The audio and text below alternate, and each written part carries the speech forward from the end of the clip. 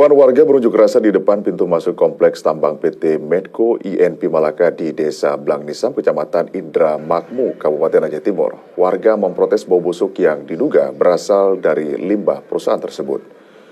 Warga desa yang tinggal di sekitar tambang tersebut meminta agar perusahaan dapat menghilangkan bau busuk yang sangat mengganggu kesehatan masyarakat sekitar.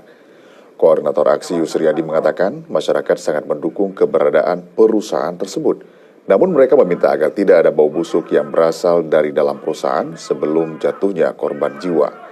Selain itu, warga juga meminta PT Medco INP Malaka mendirikan balai latihan kerja untuk melatih warga di Kecamatan Indramakmu, Aceh Timur agar memiliki kemampuan seperti yang dibutuhkan perusahaan.